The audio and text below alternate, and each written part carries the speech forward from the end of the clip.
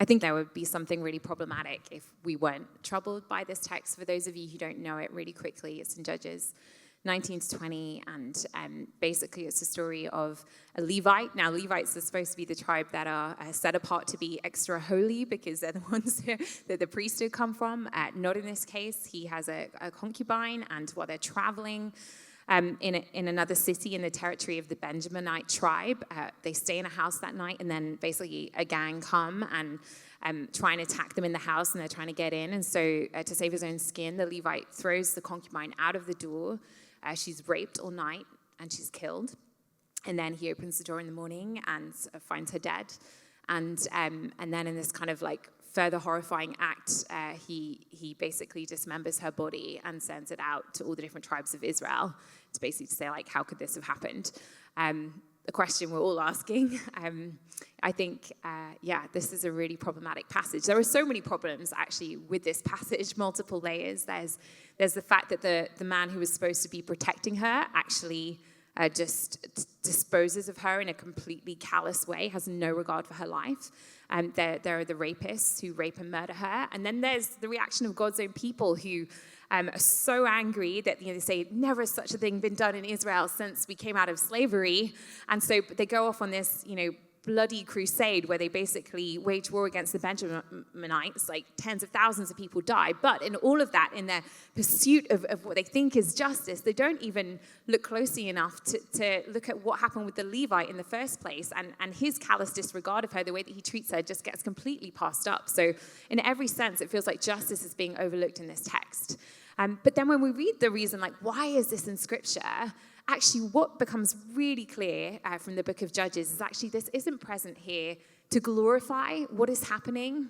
God does not approve of what's going on in this text, but actually, throughout the book of Judges, we keep hearing this refrain that the people began to do what was right in their own eyes. Basically, they get into this kind of moral relativism where there is no good or evil, there's no divine standard, but just whatever their preferences are. And as that refrain is repeated, we see the behavior just spiraling and becoming so harmful and destructive. And this is basically where it culminates in this devastation.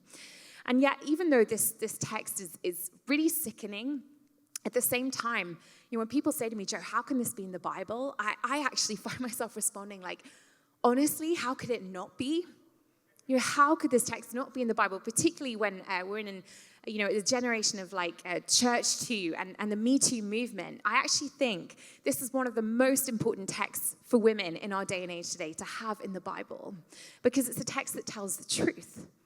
It's not a text that is sweeping things under the carpet or saying, life is just a fairy tale and no big deal, people aren't really that bad. No, it's literally holding up a mirror against us and saying, this is the ugly reality of where sin can take us and how abusive we can become in our behaviors.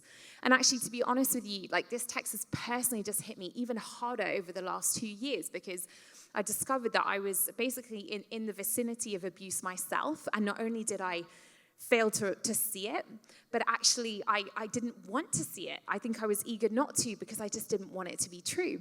And so it took me way too long to recognize the severity of it and the devastating harm that had been caused. But then when we look at this text, it challenges us, because it says you cannot bury your head in the sand and just forget what's happened. This public statement here in Scripture of having her story front and center, it basically says to us that even though the Levite doesn't see her, even though her rapists definitely don't see her, even though the people of God in their kind of, knee-jerk reaction, they too don't really see what's going on and what would be just. God will not allow her to go unseen. He puts this story, her story, right there in the text, so that even down the centuries, thousands of years later, we're still talking about her today. We're still remembering. We're still having to face the reality of injustice and abuse and brokenness. And it's uncomfortable, but it should be uncomfortable for us. It makes me think of the question Jesus asks in Luke chapter 7 when this crowd are in front of him and they're judging him for associating with this woman who's known about town as a sinner. And he just looks them in the eye and he asks them this really profound question. He says to them, do you see this woman? Do you see this woman? Do you see her not as the label that's been put on her or her reputation, not for the things that she's had done to her or the things that she's done, but for who she is, for her worth, for a daughter of God who has sacred worth and is just fiercely loved? And it makes me think again of that question that Hagar asks in Genesis 16. She's another concubine who's been just so badly mistreated by her mistress and her master, just so abused. And she runs into the desert and she's fleeing for her life and she's at the end of herself. And suddenly she has this unbelievable encounter. It's the first time in the Bible that someone has a supernatural encounter with a messenger from God, and it's her. And then, we're told in the scripture that it says, and Hagar gave this name to the God who spoke to her, and she said, "You are the God who sees me." And she said, "I've now seen the one who sees me." And she is the only person in the whole Bible who gets to give God a name, this woman. And what does she name him? Of all the things she could have said of him, she says, "You're the God who sees me. You see me in my suffering, in my abuse, in my injustice." And I think that is just so important. I think there will be people here tonight, there are people watching online who you have been through it and you've just wondered, does anyone see? Does God even care about my suffering? And I think as we're looking into these questions tonight about the character of God, what is God like? What is the God of the Bible like? Who is he? Is he trustworthy? Actually, this is for me is the key thing, that he is the God who sees. He's the God who says, no matter what you've been through or what you've done or what's been done to you or what your struggle has been or what is going on in your life, I will not overlook you. You are not lost in the crowd, but I see you. And I think that's what this text says to me. It says, God's going to tell the truth about our suffering, about the abuses. He won't allow things just to be hidden. He won't allow us just to forget them. He will ensure that they're brought to light, that witness is born to them, but also that justice is one day going to set them right. That's ultimately what the cross is about. That's what he will come back to do. But in the meantime, I like this text because it's so challenging to me and it's so convicting, because it basically turns the question back on us and it says, what about us? Are we just doing what is right in our own eyes?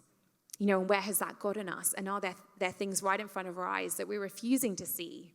Are we willing to allow God to open our eyes to the injustice that's in front of us? And if he does, how will we respond and what will we do about it? And are we going to be complicit, or are we going to, do justice and love mercy and walk humbly with God? And I think those are big, powerful questions that come out of this text. And so it's painful, but it's really important.